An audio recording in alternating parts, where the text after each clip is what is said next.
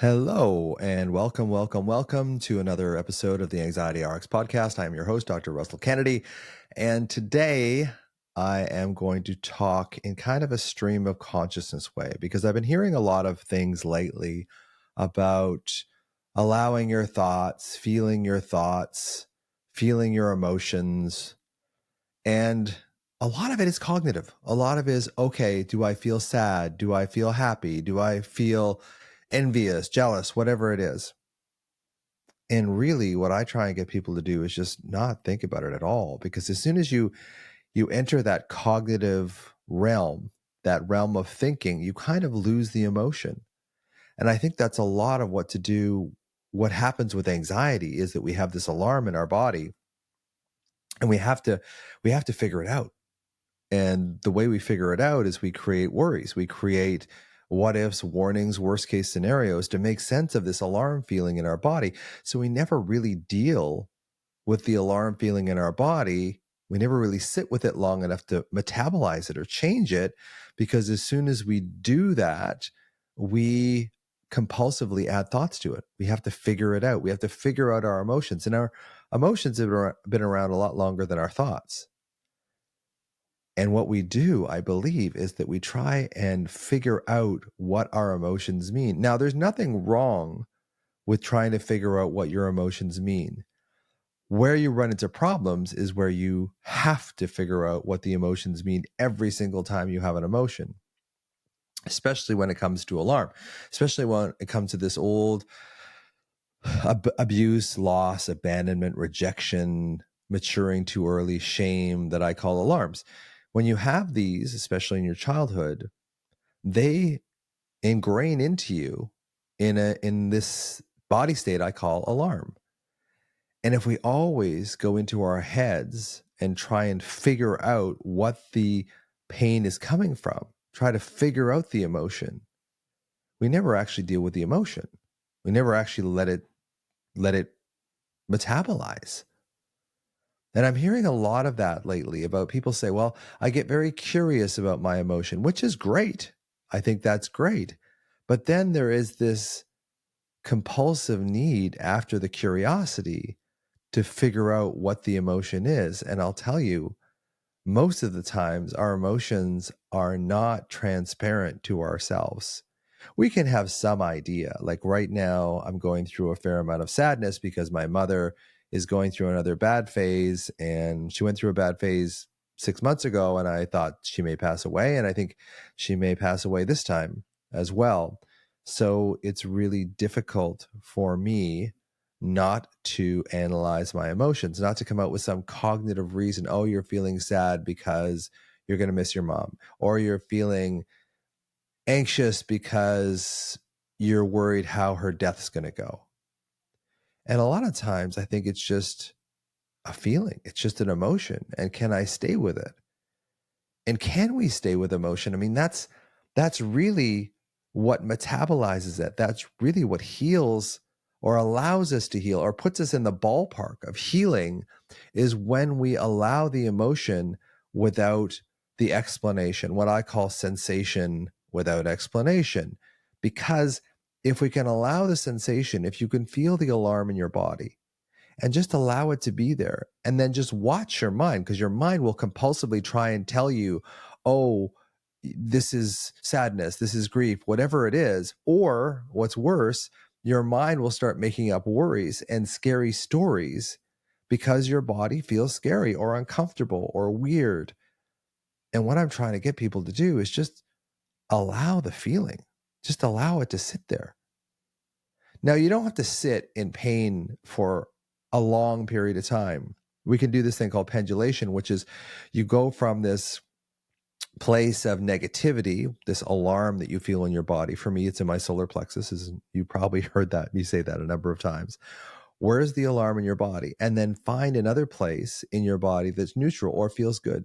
What feels good for me is my breath. So I can often pendulate, go back and forth between this uncomfortable alarm in my body, in my solar plexus, and this feeling of lightness, this feeling of almost pleasure in my breath as it moves through my sinuses, as it moves through my face and down into my lungs. I can really focus on that sensation of breath and how comfortable it is and how calming it is. And then I can go back into the emotion. But you'll notice at no point do I start going, oh, I have to figure out what this emotion is. That's where we get caught. That's where the problem comes. That's where the alarm anxiety cycle takes over, because the alarm in our body that's been there probably since childhood goes up to our brain in this process called interoception. And our brains are constantly reading our body. So if there is a flare up of this alarm, of this old pain, like when I see my mother now and I see that she's declining and she's probably not going to be around for, a great deal of the future, there is this sense of sadness. But can I allow just the emotion in my body without explaining it? Again, sensation without explanation. This is how we metabolize. This is how we allow the emotion to move through us. If every time we feel an emotion, we have to go up in our heads and develop a cognitive reason for the emotion never gets processed. So we're constantly living this Groundhog Day of this old uncomfortable emotion. It keeps coming up, but then we reject the emotion. We go into our heads because as children, that's probably how we survived. When you go through alarms as a child, abuse, loss, abandonment, rejection, maturing too early, shame, when you go through those alarms as a child, they're unbearable. So what we do is we go up into our heads and we go up into our thinking minds. And that gives us a little respite from the alarm in the body. The alarm is still there, but we get so used to using worry as a coping strategy. I've said many times, worry is a way of making the uncertain a little more certain. It's a horrible story, but you've made this pain that you have in your side a cancer or something like that. Now, in your brain, when you make the uncertain, what the hell is this pain, to, oh, it must be cancer, in your brain, you get a little shot of dopamine because you're on the right track. So we get trained to worry. We get conditioned to worry because when we worry, we escape the emotion temporarily. We escape the emotion temporarily when we worry because the emotion is stuck in our body, and this cognitive explanation in our mind temporarily takes us away from that worry. And we do it over and over and over and over and over and over and over again because it works temporarily. And that's a definition of addiction: doing something over and over that provides short-term relief, but no long-term satisfaction, or on top of that, more pain. So this is what I'm talking about. So my whole process in this little segment I'm talking about today is feel your emotions and then notice your mind's compulsive need to think and figure it out. And then use that mantra that I have, sensation without explanation, because that is what's going to help you. That's what's going to help you process the emotion. Now, if it's really difficult emotion, pendulate, oscillate, find that negative emotion and then go into a place that feels neutral in your body or feels good in your body, and then go back and forth between the two. It's really staying out of your cognitive mind, because your cognitive mind is just distracting you from the emotion, which was its purpose as a child. It did distract you. It did help you stay away from that emotion. But by the same token, we never get a chance to process it. And I've told this analogy many times, but if you have a motorcycle in your front lawn and you want to learn how to ride that motorcycle, you can read 500 books on how to ride the motorcycle, but you need to get on that motorcycle. You need to ride it. You need to stay on it for a while before you get the confidence of how to ride that motorcycle. And that's analogous to your emotions. You have to stay with the emotion long enough to be able to acclimatize to it. Bessel van der Kolk talks about that in The Body Keeps the Score. We're not teaching people how to get rid of their anxiety, or alarm as I call it. We're teaching people how to acclimatize to the sensation of that anxiety, of that alarm in your body, so that you don't compulsively have to go up in a worry to escape from it. So after a while, if you become acclimatized to this feeling, and this is what I've done, is that I know this feeling in my solar plexus. I kind of have it right now because I'm I'm looking at seeing my mother again today. I see her every day. And every time I think about going to see her, I get this alarm in my solar plexus. And I just sit with it. I stay with it. And sometimes it's pretty uncomfortable. So I will pendulate. I will go into my breath and I'll say, okay, well, let's just take a little break from this. But at no time am I starting to process that emotion cognitively. At no time am I allowing myself to worry about it. I'm just dealing and staying in this realm of emotion, of this realm of feeling. And I see that so much on Instagram. It's like, oh, be curious. Yes, absolutely be curious about the emotion. But you don't have to take that to its endpoint of figuring it out, because you probably won't figure it out.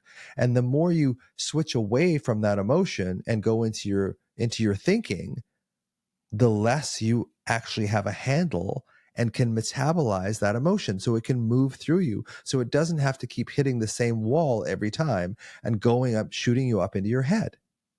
So again, this is this sensation without explanation. When you feel an emotion, even if it's a great emotion, even if it's joy, because I notice, and I write about this in my book, is that when I'm feeling really good, often I will bring myself into a worry to kind of bring myself back down into this sort of state that I'm comfortable with, or state that I know. It's a discomfort zone rather than a comfort zone. Now, I'm much better at it now than I ever used to be, but it's something I noticed about myself, is that when I was feeling good, often I will start bringing myself into a worried state because that's familiar to me. We equilibrate, or we equalize feeling with emotion. So if we can get around that that compulsion to take a feeling or emotion and explain it and turn it into words, because by definition, if we look at these structures in our brain, the pons, medulla, the amygdala, anterior cingulate, all these places that regulate kind of emotion, none of these things understand English, understand words, if English is your language, understand language, I probably should say. So why are we using language to try and metabolize emotion? Now, I understand when you go into psychotherapy, sure, you have to use language. But I'm not saying that every single time you feel an emotion, you have to sit there with it and not explain it.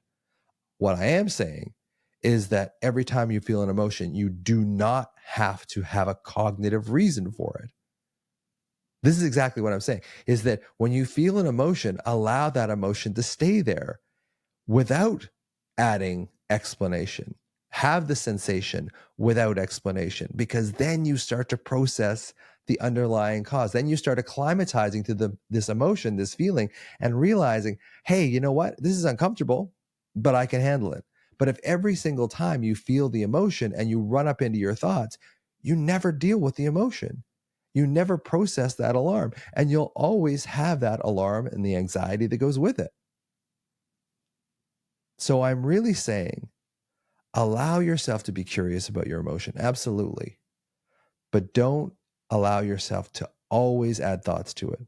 Sometimes we need to understand. Sometimes we need to explain what the emotion is, but not every single frickin' time. We have to just let it sit there. Sensation without explanation. We have to just let the emotion sit there so that we can show ourselves consciously and unconsciously that we can process this emotion. We can stay with it. We can stick with it. We don't have to compulsively race up into our thoughts every time we have an uncomfortable emotion. So I'm going to go and see my mother. Thanks for listening, and I'll be back next week.